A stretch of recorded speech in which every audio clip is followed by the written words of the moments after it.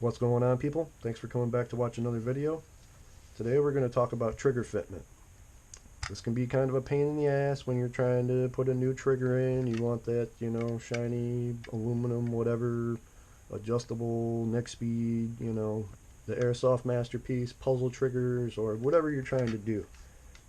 And when you're trying to do this, this can be a pretty big headache, especially if you mess up this trigger bar. You can see here we got a nice smooth action right there. I'm going to go ahead and take that out of there. I'll take this one out of here.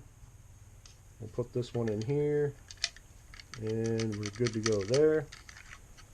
Let's try this one over here.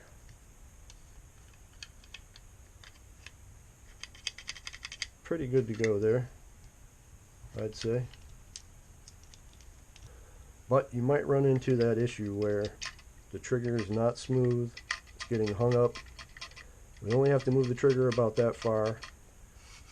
And if you put the mag release in, that will kind of give you a gauge to go off of, because you don't have to go past the mag release. Generally we do the drop test. Just push up on the trigger and let it drop freely. If it's not dropping freely, then you got an issue. It could be a bent trigger bar. It could be the trigger, actually. Whatever aftermarket trigger you're getting is a little bit too thick, too tall, something along those lines. So in that case, you need to pick up a little file kit. And for this, I recommend a flat and a triangle.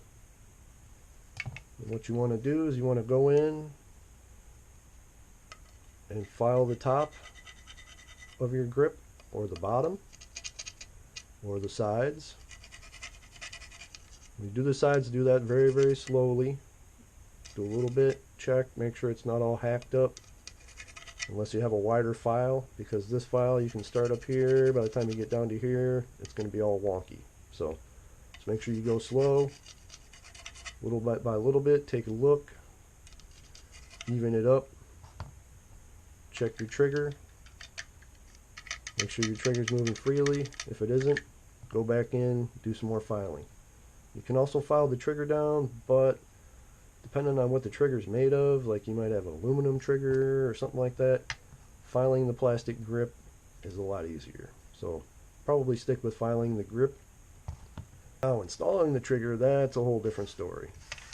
You can mess up this trigger bar very easily, and I'm going to show you how I do this.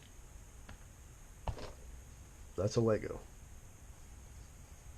What I do is I take the Lego, I flip it upside down, I place the trigger on it, the pin goes in here, catches the pin. Now the key to the Lego is actually the height. When I put the Lego on the table, it keeps the trigger bar off of the table. It helps from bending the trigger bar when you're pounding on it, because as soon as you try to pound that pin out, wonk, you're going to bend that trigger bar.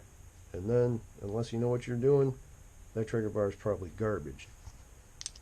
So the Lego comes in real handy.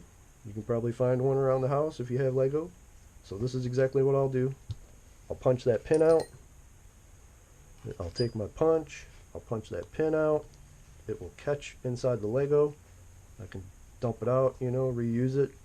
Then I'll take the new trigger, slide the new trigger on. And we'll go back to the Lego, flip the Lego over this time, put it on the stud side. That also helps for the pin so it doesn't go all the way through. We're going to knock that pin in, it's going to hit that stud, and that's going to stop.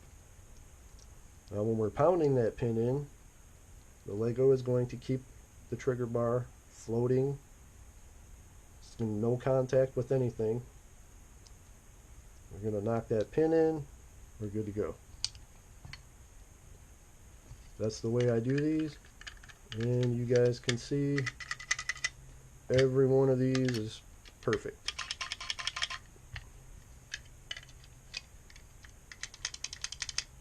Now, worst case scenario, let's say these tracks in here, I don't know if you guys can see them, let me try and get some light in there.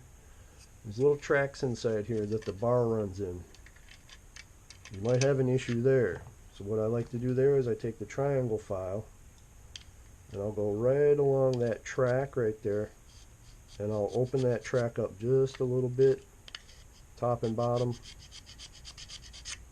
You could also file down the top of the trigger bar here.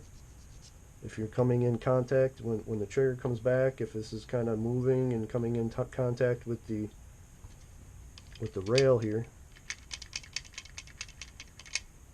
then you can kind of file that down a little bit. You can take care of that, you know, in extreme circumstances. Best case scenario, order a new trigger bar, replace it, do it carefully the next time, and you should be good to go. I hope that was helpful. That's pretty much all I got for now. If you got any questions, go ahead and fire away. If you're new here, hit that subscribe button if you want to learn everything there is to know about Hicapas. I'm about to do a whole series this year, releasing all of my little tips and tricks, the way I do things, and how I build Hicapas the right way, without any bubblegum, duct tape, or super glue. Well, maybe some super glue. We use super glue for certain things like, you know, fiber optic sites and whatever. But anyways, thanks for watching. Say if you're new here, hit that like and subscribe. As always, play with honor, rock on.